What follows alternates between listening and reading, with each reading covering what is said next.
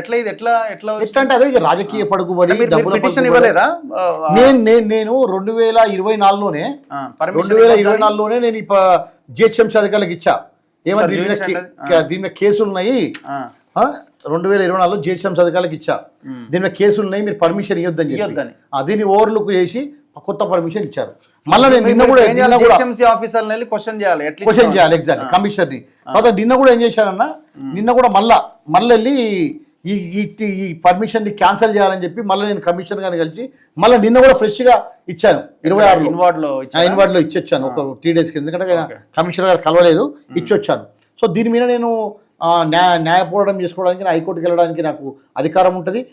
నేను హైకోర్టుకి వెళ్ళి దీన్ని క్యాన్సిలేషన్ చేయిస్తాను. ఎందుకంటే అక్కడ కోర్ట్ ఆర్డర్లు ఇంకా still now not to interfere, not to వెళ్ళినట్టు ఉంది. హైకోర్టులో కంటెంప్ట్ ఉంది, అన్ని కోర్టు ఆర్డర్ ఉండగా ఎట్లా చేస్తారన్నా? ఇప్పుడు నాకు ఇక్కడ ఇదిగోండి 2018 నుంచి నాకు ఆల్రెడీ హీరో వెంకటేష్ పైన నాకు ఆర్డర్ ఉంది, నాట్ టు ఇంటర్ఫియర్. మీనింగ్ ఏంది నాట్ టు ఇంటర్ఫియర్ అంటే? ఎంటర్ కావద్దని.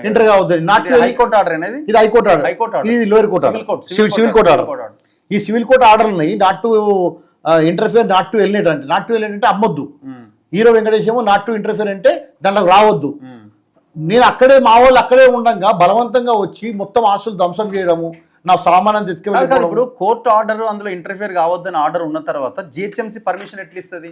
అదే జిహెచ్ఎంసీ మీద కూడా మీరు కంటెంప్ట్ చేయొచ్చు కదా. వేసారు ఇది కంటెంప్ట్. ఎప్పుడు? 2023లో వేసాను. అది కాదు ఇప్పుడు కొత్తగా, ఇప్పుడు లేటెస్ట్ గా నేను ఆల్రెడీ కంటెంప్ట్ పెండింగ్ ఉంది. ఈ కంటెంప్ట్ లోనే వాళ్ళని చేయొచ్చు, లేదంటే ఫ్రెష్ గా నేను ఈ క్యాన్సిలేషన్ కూడా వేసుకునే అధికారం ఉంటుంది. సో ఇప్పుడు ఈ కంటెంప్ట్ కూడా ఇప్పుడున్న దాంట్లో, ఇప్పుడున్న హైకోర్టు జడ్జి దాంట్లో ఈ కంటెంప్ట్ కూడా నేను, ఎందుకంటే హైకోర్టులో ఏమైతే అన్నా మ్యాటర్స్ రీచ్ కావు, చాలా మ్యాటర్స్ ఉంటాయి. ఒకటే జడ్జి చాలా లోడ్ ఉంటుంది వాళ్ళకు. సో మ్యాటర్స్ రీచ్ కావన్నమాట. సో ఇప్పుడు ఈ కంటెంప్ట్ కూడా నేను మూవ్ చేస్తే, ఈ కంటెంప్ట్లో అప్పుడున్న పోలీస్ కమిషనర్ కానీ, అప్పుడున్న జిహెచ్ఎంసీ కమిషనర్ కానీ, ఆల్రెడీ జిహెచ్ఎంసీ కమిషనరు వాళ్ళందరూ వచ్చి హైకోర్టులో అపాలజీ చెప్పారు. అపాలజీ చెప్పారు. లోకేష్ కుమార్ అప్పుడు కమిషనరు, ఇప్పుడున్న అరవింద్ కుమార్ ఉన్నారు కదా, ఇప్పుడు ఈ కేటీఆర్ కేసులో కార్ రేసింగ్ లో అరవింద్ కుమారు, వీళ్ళందరూ 1 అవర్లో కోర్టుకు రావాలని చెప్పి హైకోర్టు ఆదేశాలు ఇచ్చింది. సో ఎట్లా కొడతారు మీరు, అసలు ఆదివారం రోజు ఎందుకు మీరు డిస్మెంటల్ చేసిరని చెప్పినప్పుడు వాళ్ళు వచ్చి అపాలజీ చెప్పి, మేము కొట్టలేదు, మేము ఏదో మాకు ఇల్లీగల్ అని చెప్పి ఇన్ఫర్మేషన్ వచ్చాము, బట్ ఇదంతా వాళ్ళ అక్రమంగా గుండాలను పెట్టి, వాళ్ళ ఇన్ఫ్లుయెన్స్తో బౌన్సర్లను గుండాలను పెట్టి వాళ్ళే బలగొట్టుకున్నారని చెప్పి వాళ్ళు ఒక అఫిడవిట్ కూడా ఫైల్ చేయడం జరిగింది. GHMC clear update. ఆ రోజు ఎందుకు గులగొట్టిరు అన్న దానికి సారీ చెప్పిన అధికారులు ఇవాళ పర్మిషన్ ఎట్లా ఇస్తారు? అదే అంటే ఇప్పుడు అధికారులు వెళ్ళిపోయారు కదా, అధికారి కొత్త అధికారులు తెలవాలి కదా, వాట్ ఈస్ వాట్ ఏంది. అదే అందుకే ఈ విషయం చెప్పాము. లేదంటే అతని మీద కూడా కంటెంప్ట్, ఇప్పుడున్న కమిషన్ కూడా కంప్లీట్ చేయాల్సి వస్తుంది. కంటెంప్ట్ చేసి ఇన్ని కోర్టు ఆర్డర్లు ఉన్నా మరి వాళ్ళకి అధికారం, ఇప్పుడు రాజకీయంగా దీని వెనకెవరున్నారు రాజన్న? ఎందుకంటే ఇప్పుడు అంత ఈజీగా రాదు. ఒక కంటెంప్ట్ ఉండగా, లోయర్ కోర్టు ఆర్డర్ ఉండగా రాదు. ఇది ఎట్లా పర్మిషన్ వస్తుంది? రాదు. ఎవరో లీడర్స్ చెప్తే తప్ప ఇది ఎగ్జాక్ట్. దాని వెనక ఉన్న ఎవరో లీడర్స్ ఉంటారు, రాజకీయంగా ఎవరో వాళ్ళకి సపోర్ట్ చేస్తుండ్రు, పోలీసులు అరెస్ట్ చేయకుండా కొంతమంది సపోర్ట్ చేస్తుండ్రు.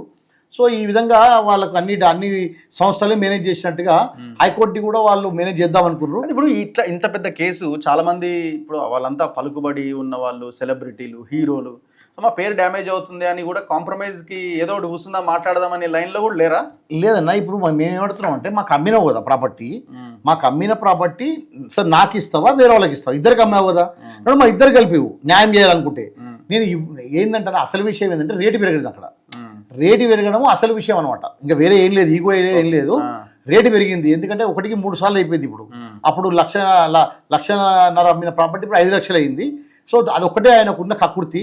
అది దానివల్ల ఏం చేస్తారులే అంటే, నందకుమార్ ఏం చేయగలుగుతాడు, డబ్బులు లేవు అతని దగ్గర, అతనికి ఇన్ఫ్లుయెన్స్ లేదు, రాజకీయ పలుకుబడి లేదు అనే ఉద్దేశంతో ఇది చేస్తున్నాడన్న. కానీ హైకోర్టు అంత ఈజీ కాదు. ఎందుకంటే హైకోర్టు అన్నప్పుడు కంప్లీట్గా వాళ్ళు అన్ని ఆర్డర్స్ వెళ్తారు, ఎక్కడ ఇన్ఫ్లుయెన్స్ లాంటివి ఏం పనిచేయవు. సో ఇప్పుడు హైకోర్టులో వచ్చింది ఆర్డరు, ఈ లోయర్ కోర్టు వచ్చి వాళ్ళు ట్రాలీ ఫేస్ చేయాల్సిందే. లోయర్ కోర్టు వచ్చినప్పుడు 100% వాళ్ళు శిక్ష పడతారు. ఎందుకంటే క్లియర్ ఎవిడెన్సెస్ ఉన్నాయి మనకు. ఎందుకంటే వాళ్ళకి పోతే వాళ్ళే చదువుకున్నట్టు 2022 నవంబర్ 13వ తారీఖున నా హోటల్ ధ్వంసం చేసిన రోజు, అదే రోజు మాకు ఈ ప్రాపర్టీ వచ్చేసింది అని చెప్పి వాళ్ళే అఫిడవిట్ ఫైల్ చేసిరు. సో అది ఒక అఫిడవిట్ చాలు వాళ్ళ బొంద వాళ్ళు పెట్టుకోవడానికి. వాళ్ళు బొంద పెట్టుకుర్రు. ఎన్ని రోజులు కాలయాపన చేస్తారో చేయని. ఎవరికి ల్యాండ్ వచ్చిందని అఫిడవిట్ వేశారు? కోర్టుకు వచ్చి 2022లో నవంబర్ నా హోటల్ ధ్వంసం చేశారు. 13వ తారీఖున ఆదివారం రోజు ధ్వంసం చేశారు. అదే రోజు మాకు పొజిషన్ వచ్చేసింది. Okay, we got back position on same day అని చెప్పి ఒక అఫిడవిట్ వేశారు. సో కోర్టు అడిగింది అది కాదయ్యా, not to alienate not to interfere ఉంది. ఆల్రెడీ వాళ్ళు ఒక వ్యాపారం నడుపుకుంటారు కదా, మీకు ఎట్లా వచ్చింది పొజిషన్ నుంచి అని అడిగారు. అడిగితే దానికి సమాధానం లేదు. సో వాళ్ళ అఫిడవిటే వాళ్ళకు ఉరితాడైంది. వాళ్ళు చేసే తప్పులే వాళ్ళకు శిక్ష పడుతుంది. 100% రగానే దీంట్లో తప్పించుకోవడానికి ఛాన్సే లేదు. 100% శిక్ష పడుతుంది. ఎంత పెద్దోళ్ళు ఉన్నా కూడా దీంట్లో ఉన్న డాక్యుమెంటరీ ఎవిడెన్సెస్ ప్రకారంగా వాళ్ళు ఈ కేసు నుంచి తప్పించుకోలేరు.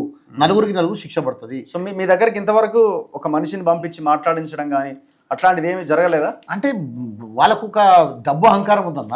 మనకు నేనేమడుతున్నామంటే, మమ్మల్ని నా హోటల్ ఎందుకు ధ్వంసం చేసిండ్రు, మాకు నష్టపరిహారం ఇవ్వండి, లేదంటే మాకు ఆ ప్రాపర్టీ ఇవ్వండి, మేము కొనుక్కుంటాం. మీరు రేటు అమ్మిన ప్రకారం మాకు ఇవ్వండి. ఇందులో న్యాయం ఉంది కదన్నా. రెండుట్లో ఏదో ఒకటి చేయాలి కదా.